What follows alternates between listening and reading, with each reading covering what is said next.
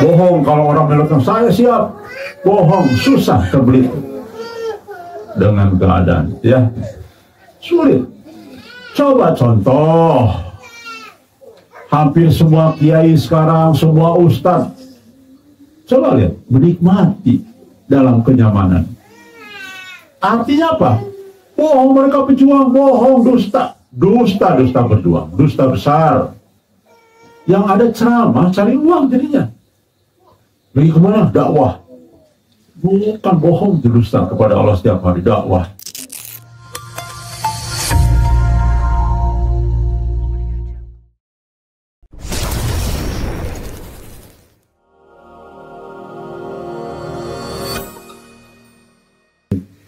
Dalam beberapa hari ke depan saya akan terus sampaikan melalui beberapa dimensi. Rekan sekalian, sesungguhnya apa yang kita sampaikan pada pagi ini mulai mungkin seminggu ke depan adalah bagian dari ide untuk membuat roadmap atau blueprint. Teman sekalian, kalau kita paham apa yang ada sedang dirancang dalam blueprint nanti akhirnya menjadi roadmap adalah sebetulnya melawan arus dari apa yang ada di sistem sekarang. Hampir semua saya perhatikan, Masya Allah, ternyata blueprint itu bertolak belakang semua dengan sistem yang ada sekarang. Kalau kita lihat kaidah yang sesungguhnya, bagaimana seorang muslim harus hidup.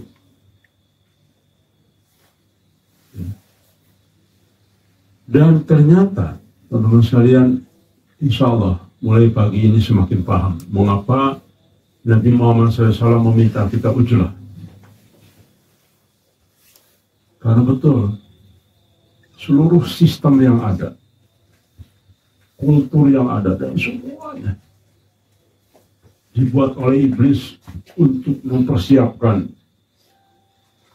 manusia menjadi mayoritas masuk neraka pengikutnya.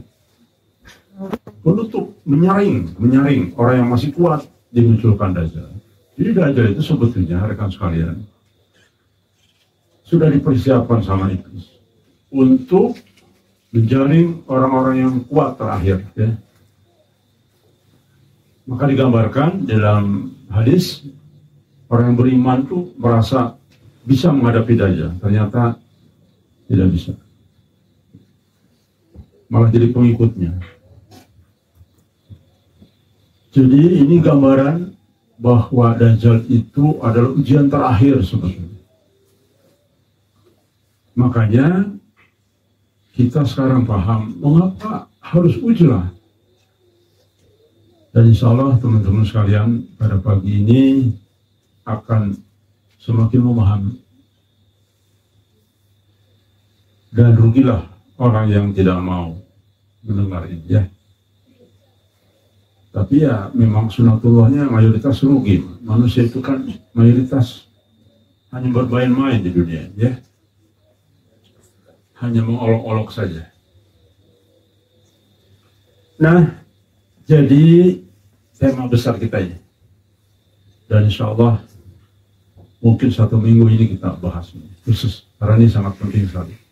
Tanpa disadari oleh kita bahwa begitu banyak perilaku kita yang sesungguhnya bagian dari candu yang sebetulnya merupakan skenario besar kepada perangkap sistem Dajjal. Baik, dalam kacamata nas Quran dan hadis, ya, logika strategi akhir zaman tentang kecanduan apapun bentuknya memang sangat mungkin menjadi bagian dari program manipulasi Dajjal. Gini, sekali lagi, Dajjal itu harus ada konteksnya cukup luas, ya. Sistem yang direkayasa oleh iblis sekarang ini, kan arsiteknya iblis, ya, untuk menyesatkan manusia. Itu memang bagian dari skenario dia. Dan sistem itu supaya kita mudah, maka disebut dengan sistem Dajjal. Sistem yang menipu, sistem yang sesungguhnya membuat manusia tanpa disadari terjerumus kepada perangkap-perangkap iblis, ya. Walaupun tidak selalu langsung terlihat sebagai agenda Dajjal dalam arti literal. Saking halusnya permainan iblis mempengaruhi kita, tidak terasa kita bergeser. Tanpa disadari, sejengkal demi sejengkal berubah terus. Oh iya, kalau begini ajar Islam, padahal sudah jauh. Hari ini, para kiai, para ustadz, syekh atau maulana, merasa itu yang paling benar, padahal sudah jauh bergeser. Bahkan ditafsir-tafsirkan sudah melenceng kemana-mana. Inilah proyek besar iblis. Ya. Baik, kita lihat. Kenapa hal ini masuk kepada fitnah Dajjal? Jadi walaupun Dajjal ini masih muda saat ini, ya, tetapi sudah dipersiapkan. Sekali lagi, Dajjal itu ada manusia, sosok yang memimpin nanti, penyesat-penyesat, itu sosok manusia. Tapi sebetulnya Dajjal sudah lahir, sudah lama. Sistemnya, iblis mempersiapkan. Jadi Dajjal sekali lagi menyaring, menyapu terakhir orang-orang yang beriman, ya. Jadi kalau kita bicara Dajjal, jangan hanya sekedar tokoh di akhir zaman saja yang lahirnya munculnya dekat dengan Al-Mahdi. Tapi jangan lupa, orang suka melupakan bahwa Dajjal itu sesungguhnya sudah menjerat kita, sistem, ya. Dajjal dan fitnah pengendalian manusia. Rasulullah menggambarkan fitnah Dajjal sebagai fitnah terbesar sejak Adam sampai kiamat, mencakup harta, hawa nafsu, keimanan, cara berpikir manusia. Begitu. Jangan lupa ada satu logika yang sangat kuat. Ini contohnya bagaimana proyek iblis berhasil, kan? Kan beginilah. Kalau setan mau mempengaruhi manusia, terang-terangan, aku setan, aku iblis, kamu ikut jadi anak buah saya. Kan orang yang mungkin tidak pernah sholat seumur umur juga tidak mau kalau terbuka begitu. Jadi pasti halus sekali, sangat halus. Ibarat Nabi Muhammad sejengkal demi sejengkal. Ya. Ajaran agama itu kan luas, tidak terbatas. Ini sejengkal demi sejengkal, bayangkan. Artinya tanpa disadari oleh kita, bergeser, pelan terus bergeser.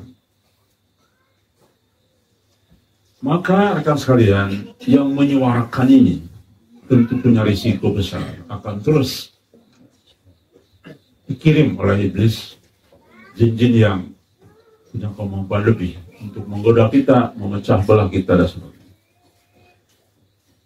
Rekan sekalian, di dalam hadis Nabi memperingatkan bahwa Dajjal membawa surga dan neraka yang menipu. Ini artinya menawarkan kenikmatan dunia yang sebenarnya membinasakan. Tuh lihat, ya kan? Secara step by step kita sudah menghilangkan ketergantungan, ya. Contohlah yang terbaru, handphone. Walaupun masih ada, saya tahu ada 1-2 yang masih sangat menikmati handphone, ya, tidak bisa lepas. Kenapa? Karena itulah psikologi manusia sudah terbentuk. Nanti kita lihat, ya, bagaimana permainan di luar pemikiran kita.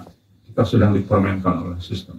Makanya betul, sesungguhnya seperti Jenderal von Rekun, ya,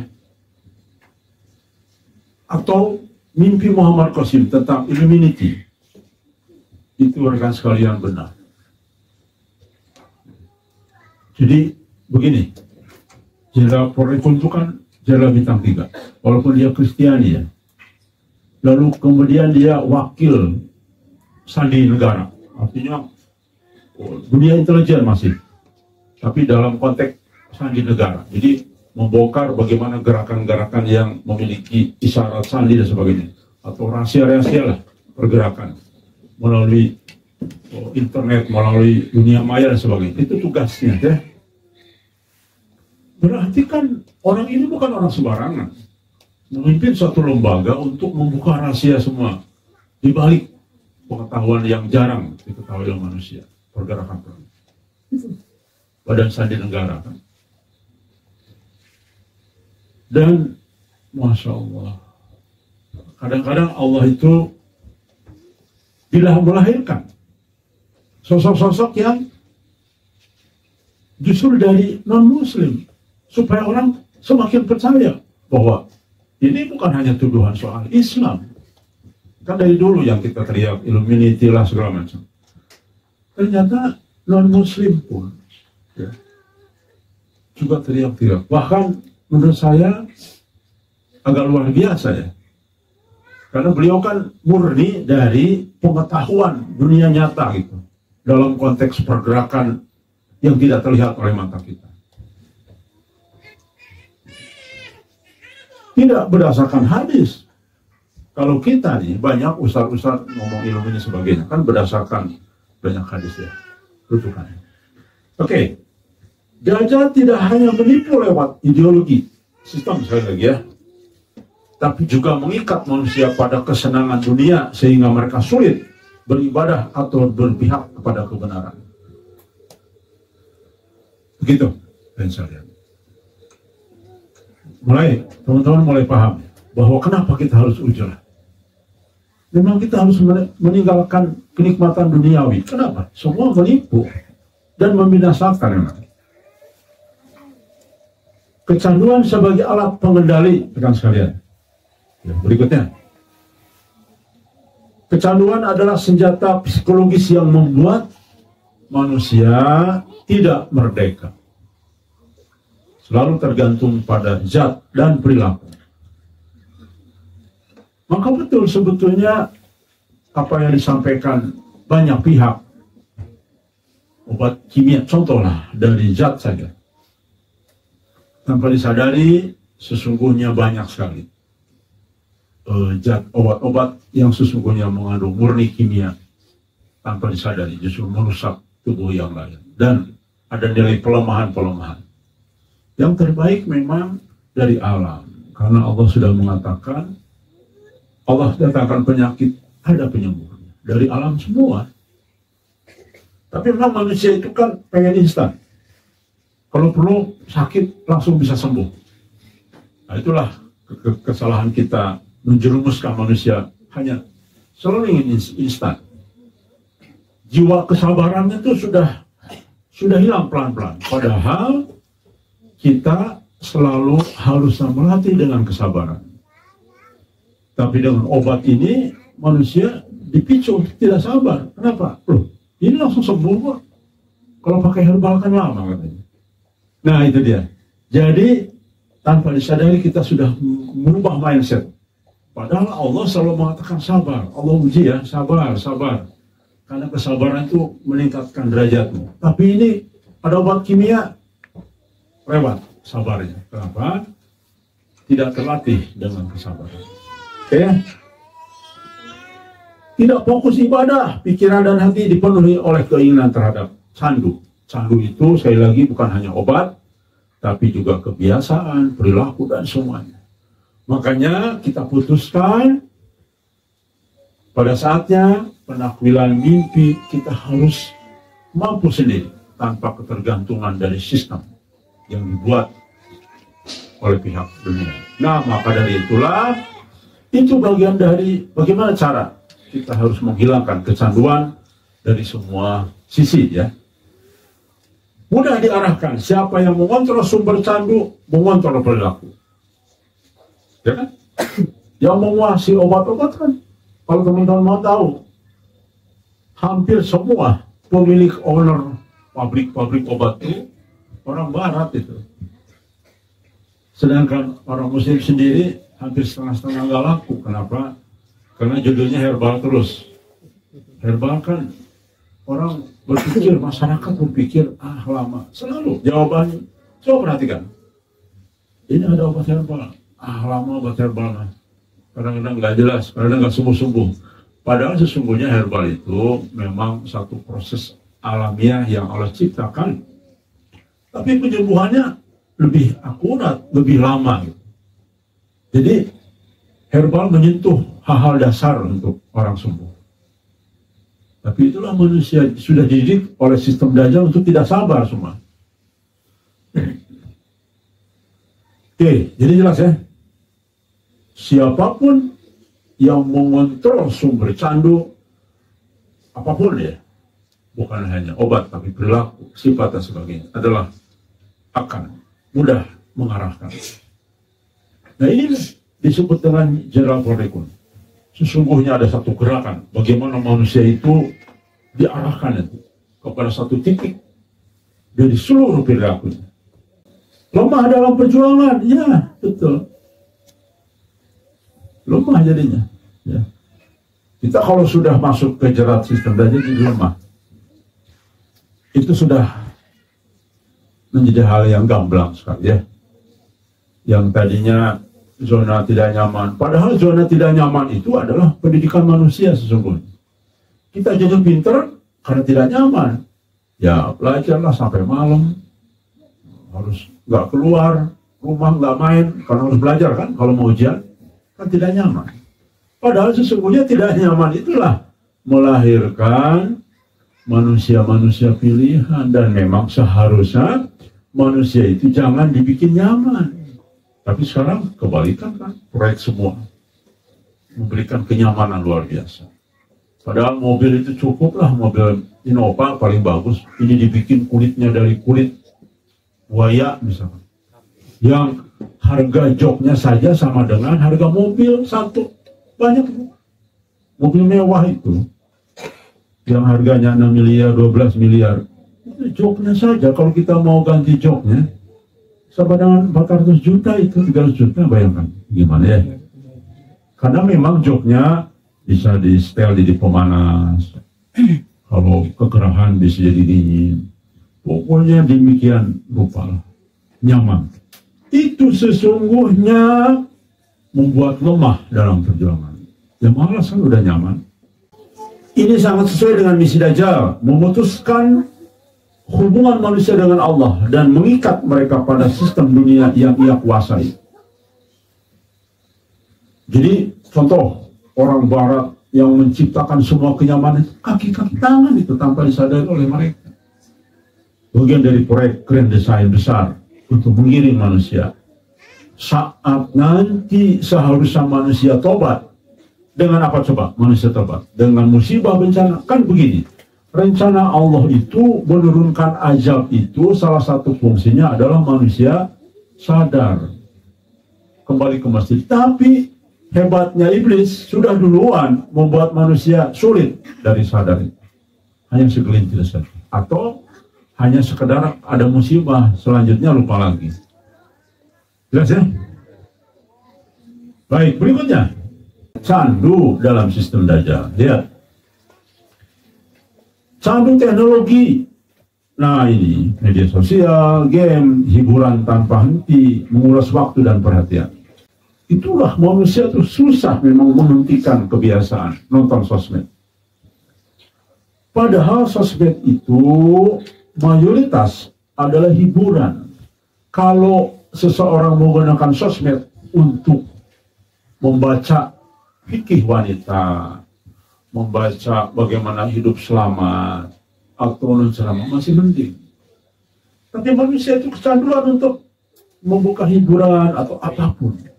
Padahal itu tanpa disadari mengikat manusia kepada candu teknologi. Saya setuju dengan Mas Widodo. Anak saya ini kok jadi beda setelah pegang handphone itu kan. Nah jadi rekan sekalian, ini juga perhatian kepada semua. Sistem itu Dajjal, sistem Dajjal harus dibuat, diciptakan, juga harus dituduhkan orang. Ya semua dengan uang ujung-ujungnya. Jadi uang pun sudah jadi candu. uang sudah punya ratusan miliar, hidup itu kayak mau dia 3.000 tahun, saya juga bingung gitu ya, kita bingung. Tapi saya bisa menjawab, walaupun bingung saya bisa menjawab, karena saya pernah merasakan lah gitu ya, punya uang. Ternyata betul, tawaran dari sistem Dajjal itu, mobil kita sudah mewah, sudah 600 juta, ya sudah bagus lah. Ada mobil baru, wah Pak Diki, ini kalau mobil ini kita ibaratnya setengah surga. Kenapa? Semua fasilitas ada, kulkas ada semua ada lengkap. Kan tergiur orang kita kan punya uang, ya sudah beli. Begitulah tawaran-tawaran candu, ya, candu konsumsi. Nah ini dia, makanan instan. Lama-lama memang juga di sini harus lepas ya, dari Indomie, dari apa, semua harus lepas ya lama-lama. Tapi sekarang ini kan semua bertahap. Mereka sekalian, memang kita harus mampu lepas, tapi kan harus ada solusi dulu. Sementara herbal kita masih berusaha di sini untuk mulai, ya kadang-kadang terpaksa harus minum obat ini. Tapi itu tolong pelan-pelan harus kita lepas, ya. Candu perilaku. Nah ini dia nih, candu nih, belanja, gosip, popularitas, dan sebagainya. Banyaklah. Ini mulut ini kalau nggak gibah nih, kayaknya asin. Kayak ngerokok gitu loh. Kering gitu. Candu itu seperti itu. Padahal sudah dibilang gibah itu tidak boleh, kecuali ada kepentingannya. Contoh, saya membahas teman-teman di sini itu bukan gibah, karena memang harus dibicarakan. Si fulan gimana nih tingkatnya, sudah naik kekuatannya enggak? Itu kan dibicarakan. Tapi kalau nggak ada kepentingannya, untuk tujuan hanya sekedar kepuasan batin, itu gibah. Tapi kalau ada tujuannya, ayo kita bahas yuk. Ini si fulan begini-begini nih perilaku. Oh gitu ya, iya ini saya melihat langsung nih. Gimana caranya solusi? Nah itu bukan gibah, karena mencari solusi. Tapi kalau hanya sekadar nafsu karena sebel sama dia atau apa ngomongin, nah itu gibah, ya. Itu sudah candu. Oke, berikutnya candu dosa. Ini ya. Udahlah, pokoknya ini mah sudah merata ya, hampir semua manusia ini kecanduan karena seluruhnya ada di handphone, ada di tempat privasi, dan saya pun mengakui sulit memang keluar dari jerat-jerat ini. Jelas ya? Jadi candu perilaku, candu dosa, candu konsumsi, candu kenyamanan. Nah ini dia yang saya bilang tadi. Aduh, ujilah, aduh gimana ya di sana? Makan kita gimana, hidup kita gimana? Candu, semuanya candu ya. Banyak dari ini didesain oleh kekuatan industri dan media global yang sering terhubung. Hadis menyebutkan bahwa Dajjal akan memimpin jaringan pengaruh seperti ini. Sama dengan sistem sudah disiapkan saat Dajjal aslinya muncul. Saat sosok manusianya yang menyapu bersih orang-orang yang masih bertahan. Jadi tujuan iblis untuk mendidik Dajjal saat ini mengarahkan adalah menyapu terakhir siapa yang beriman. Allah akan selamatkan yang Allah kehendaki. Dan saya yakin orang-orang yang Allah selamatkan punya jiwa yang jauh dari jiwa iblis. Artinya kalau ada orang yang sombong, kesombong dengan ilmu, sama seperti juga Dajjal. Dajjal itu kan sombong ilmu, ya, sombong senioritas, sombong pengalaman, ya kan? Itu ternyata adalah sifat iblis. Nah, mayoritas kita punya sifat itu. Apalagi sudah LC, ya, apalagi sudah profesor doktor di bidang agama, pasti sangat sulit tidak menempel ilmu sombong. Nah, ini yang akan menjerat, ya. Jelas sekali. Yang berikutnya, kaitan dengan sistem Dajjal. Dalam narasi akhir zaman, Dajjal disebut sebagai penguasa makanan, air, informasi, dan rezeki. Kecanduan membuat orang tergantung pada sumber yang ia kuasai. Jika seseorang sudah dikendalikan candu dalam semua aspek tadi, maka keputusan moral dan imannya menjadi tawar. Inilah salah satu bentuk istidraj, dibiarkan dalam menikmati sehingga lalai. Betul kan? Jadi Nabi mengatakan, ujelahlah, kalian susah menghadapi kita itu. Susah benar. Bohong kalau orang melakukan, saya siap. Bohong, susah terbelit dengan keadaan, ya. Sulit. Coba contoh. Hampir semua kiai sekarang, semua ustadz, coba lihat, menikmati dalam kenyamanan. Artinya apa? Bohong, mereka pejuang, bohong, dusta. Dusta berjuang, dusta besar. Yang ada ceramah, cari uang jadinya. Lagi kemana? Dakwah. Bukan bohong, dusta kepada Allah setiap hari, dakwah. Cari uang yang benar. Job, dapat job. Ceramah di mana? Itu cocok. Kalau berjuang, bohong semua. Berjuang tidak mungkin dalam keadaan nyaman. Sekarang perhatikan teman-teman. Coba perhatikan semua ustadz, semua penceramah itu hampir langka menggunakan motor, hampir langka menggunakan mobil butut. Semua terjebak dengan kenyamanan. Ya, jelas. Tawar akhirnya. Tawar itu ya ambigu. Loh, ini haram harusnya. Jadi cari-cari dalilnya. Oh ini menurut saya ini enggak haram. Tuh. Kan pengutipnya saya ini kan juga manusia. Kita tidak tahu persis apa melatar belakangi keputusan itu. Makanya kita setuju. Kita harus mengambil langsung dari rujukan-rujukan manusia terbaik, kata Nabi. Kapan? Di mana manusia terbaik? Zaman Nabi, lalu para sahabat, para tabi'in. Walaupun kita ini memang tentu pengetahuannya jauh kita, tapi kan kita bisa mengambil makna, bisa mengambil satu rujukan-rujukan yang lain yang lebih sesuai.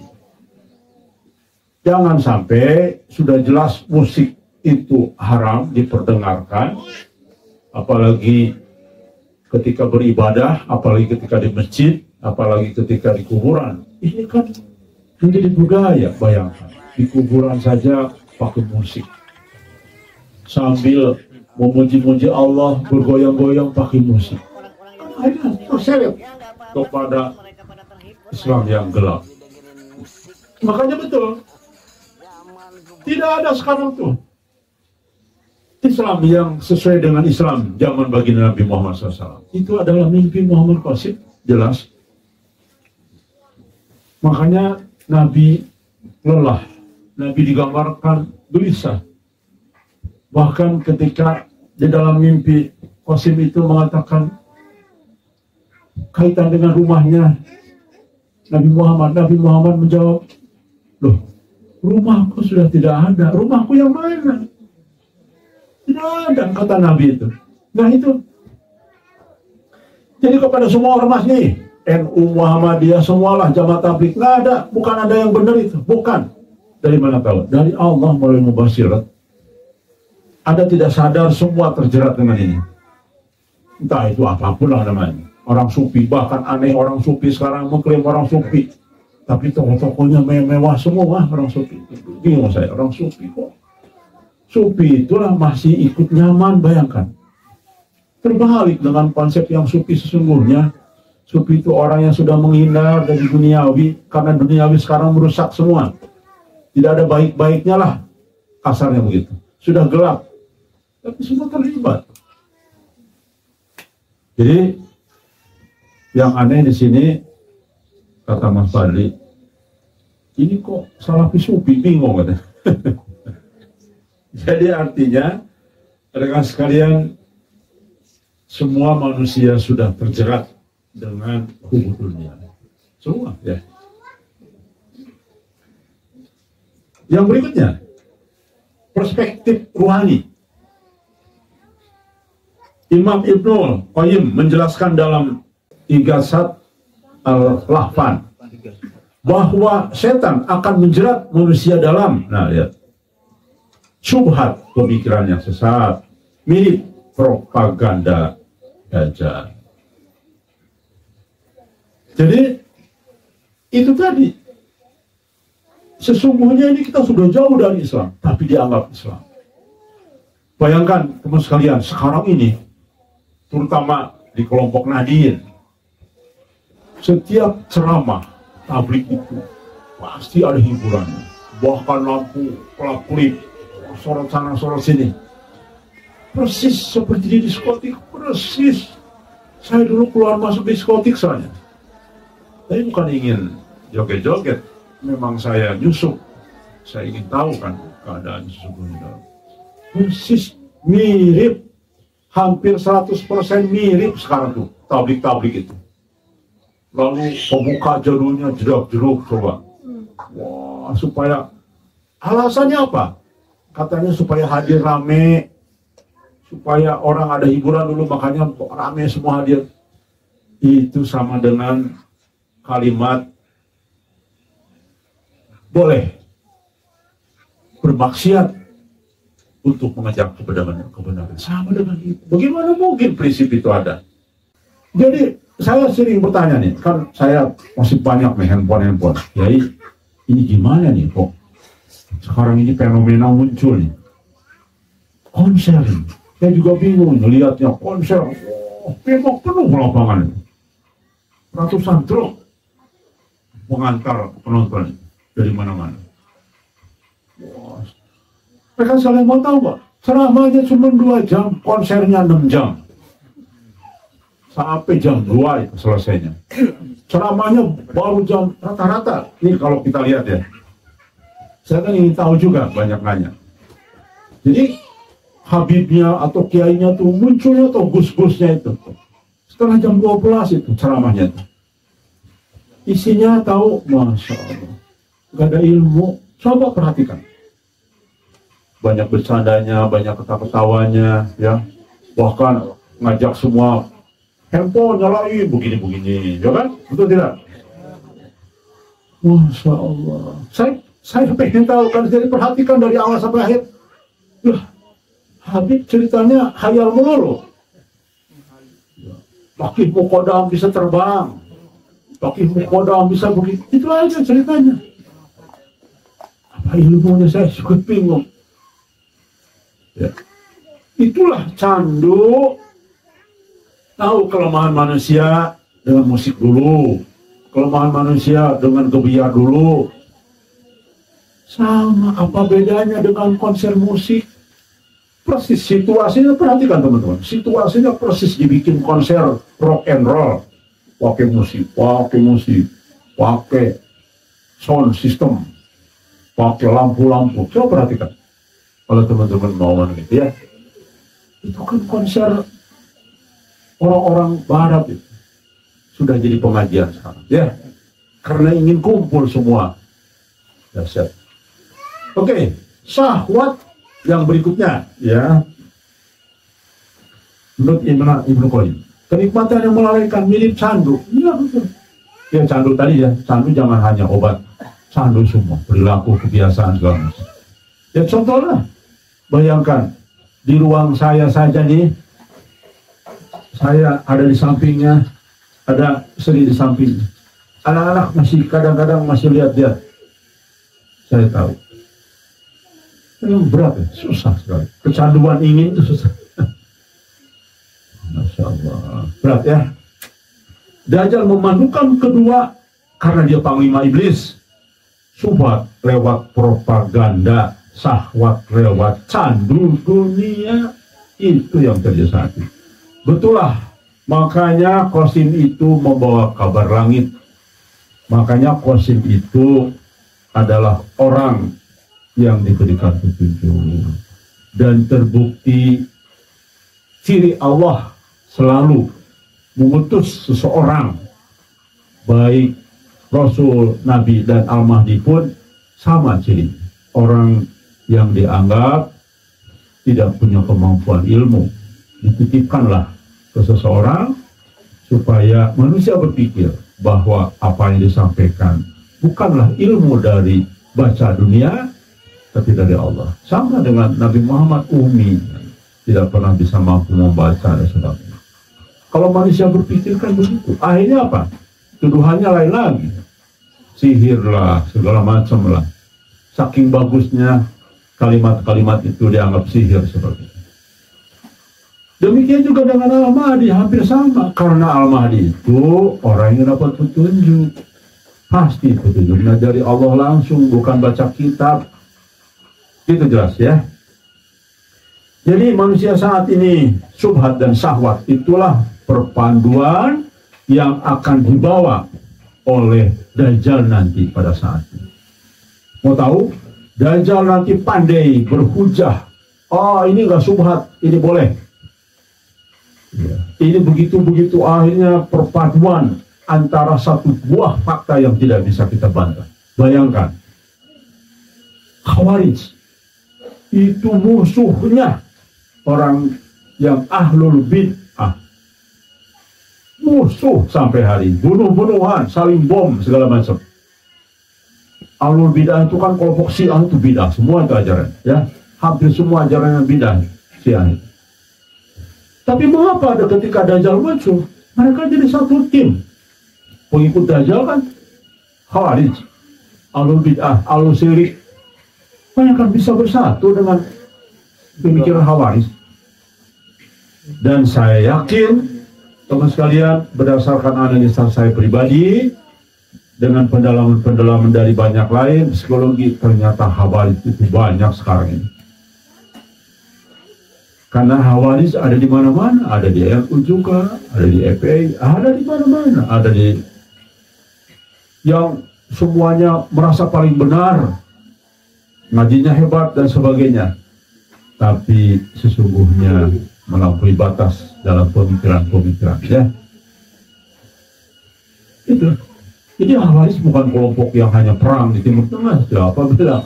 Khawarij ada di mana-mana kok. Khawarij bukan kelompok, tapi pemikiran yang bisa ada di mana saja.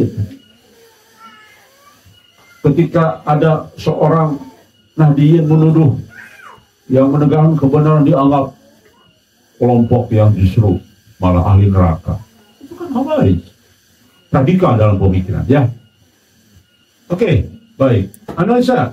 Kecanduan apapun, meskipun terlihat ringan, nih kalau saya lihat, terlihat ringan kan?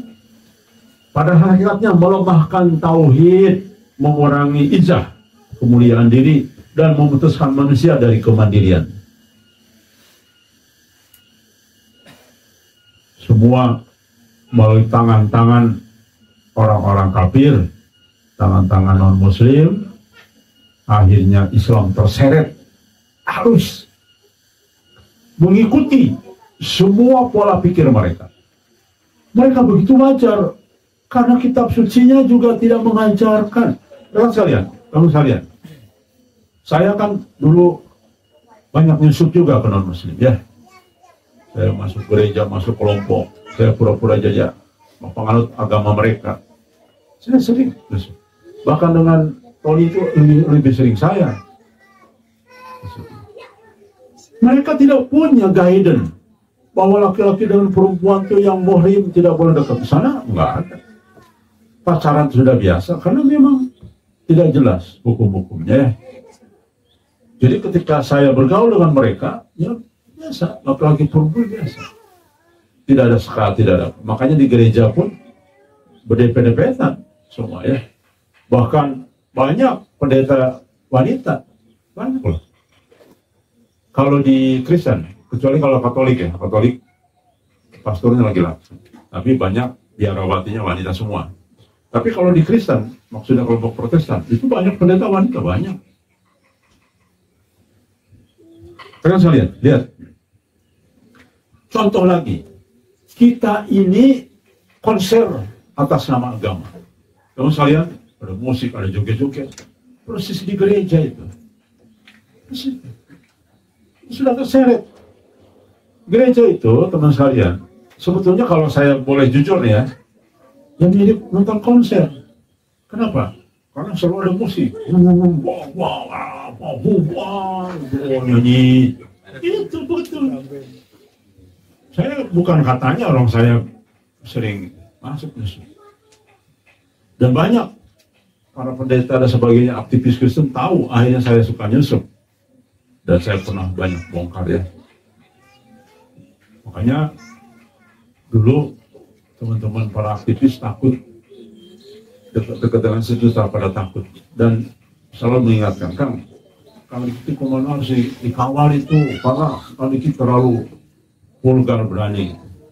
Saya bilang kalau kebenaran itu memang risikonya begitu. Tapi alhamdulillah kan kalau Allah bukan belum berkehendak, saya kan masih segar bukan, malah sehat kan? Malah lebih sehat dari teman-teman. Saya usianya seperti ini duduk, saya itu kan kerjaannya duduk. Hampir 24 jam saya tuh kerjaannya dari dulu, profesi saya tuh di tempat duduk. Tapi alhamdulillah, saya cuma satu aja. Karena senang makan daun-daunan, maka jadi asam urat. Jadi kan makanan sehat juga daunan, tapi over memang. Saya senang lalapan, senang hijau-hijauan ya. Oke rekan sekalian. Jadi ini adalah jalan yang memudahkan manusia untuk masuk dalam cengkraman sistem Dajjal ya. Sehingga nanti ketika Dajjalnya muncul, manusia yang akan menggiring, memisahkan, memilah dan sebagainya, sistemnya sudah siap. Jelas ya. Bukan berarti setiap candu kecil langsung Dajjal ikut campur secara langsung, tapi sistem global yang ia siapkan memang menjadikan kecanduan sebagai alat kontrol manusia. Baik, sistem Dajjal, siapa ketua Dajjalnya? Iblis. Lalu pasukannya siapa? Jin-jin kafir. Ya. Nanti panglimanya siapa terakhir? Adalah sosok nama yang disebut dengan istilah Dajjal. Padahal nanti punya nama dia. Dan sudah dibocorin di dalam mimpi. Yaitu Abdurrahman. Bisa jadi itu juga nama hijrah. Bisa juga istilah atau apa. Nama julukan. Bisa jadi. Jelaskan nama Islam Abdurrahman itu. Berarti cocok sekali ya. Dengan kajian kita sebelumnya. Mustahil seperti ustaz-ustaz zaman ini. Jauh melenceng kemana-mana. Kan Ustaz zaman selalu, bahkan tokoh-tokoh, mohon maaf nih, Ustaz Salafi juga masih mengabarkan gitu. Dajjal itu begini-begini, serem lah pokoknya. Tapi heran, tumpul mereka dalam beranalisa logikanya. Bagaimana mungkin Dajjal memutarkan banyak orang, kalau dia memang kelihatan Dajjal, semua orang tahu itu Dajjal. Sepertinya akal sehat mereka sudah hilang. Ya. Dan kenapa mereka tidak pernah mengutip hadis-hadis tentang Dajjal? Padahal jelas isyaratnya Dajjal itu membawa agama. Itu dia. Semacam Allah punya skenario, menumpulkan pemikiran-pemikiran dia. Oke. Mengapa ini disebut dengan kecanduan sistem Dajjal? Secara kitabiah dan strategi global, ada 4 alasan utama. Mengalihkan fokus dari Allah. Itu terjadi. Sistem Dajjal membuat manusia sibuk tanpa sadar, seperti hamster di roda. Tahu? Hamster di roda? Muter terus, ya kan? Nggak ada kerjaan. Paham ya? Coba hamster kan? Saja. Apa nggak pusing? Nggak ada kerjaan. Iya kan? Lupa beribadah. Coba hamster 3 jam muter. Lupa kan gak sholat asar juga kan. Di dalam Quran Al-Munafikun ayat 9, jangan harta dan anak kalian melahirkan kalian mengingat Allah. Tuh. Ingat, musuh kita nanti di akhirat siapa coba yang dekat? Anak istri. Hati-hati loh. Anak itu jadi musuh nanti. Mereka yang nyeret kaki kita. Kita beriman, kita fokus ke agama, anak kita narkoba, anak kita jadi pelacur, anak kita buka aurat. Menyeret. Kita mau masuk surga nggak jadi. Bapak, tinggalkan, jangan tinggalkan aku. Kamu mau ngajarin aku, gimana ini? Tarik kakinya, masuk neraka. Saya bayangkan.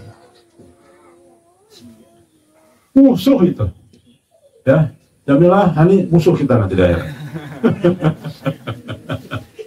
Itu bukan kata saya, kata Allah lah. Makanya lebih bagus musuh sekarang. Jangan hanya sayang-sayangan. Musuh, sholat. Kalau enggak, gue tampar kalau perlu. Begitu. Lebih bagus musuh sekarang.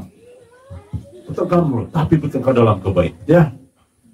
Tapi dalam kebenaran. Kok bangunnya gimana sih? Nah, begitu. Ajarin anak ngaji. Anak kita usia udah 7 tahun nggak bisa ngaji. Bertengkar terus tidak apa-apa. Tapi dalam rangka kita menghindar menjadi musuh, ya. Nah, yang berikutnya, membuat manusia tergantung pada sistem dunia. Nah, ini dia yang dikatakan oleh Jenderal Von Rikun. Sebetulnya saya tuh udah berkali-kali chat Jenderal Von Rikun, ya. Saya punya nomor pun. Tapi maksudnya, saya sudah minta bantuan wartawan. Gajah dikasih, tapi mungkin, wah ini radikal lah, enggak lah. Mungkin susah ketemu saya, karena background gajah, mungkin dia lihat, wah ini Islam radikal ini kayaknya. Saya nggak mau lah ketemu mereka. Mungkin begitu ya, Jenderal Von Rikun. Jadi kalau Jenderal Von Rikun sesekali Allah takdirkan mendengar kajian saya, tolonglah mau ketemu, ya. Kan kita sejalan sebetulnya. Oke, baik.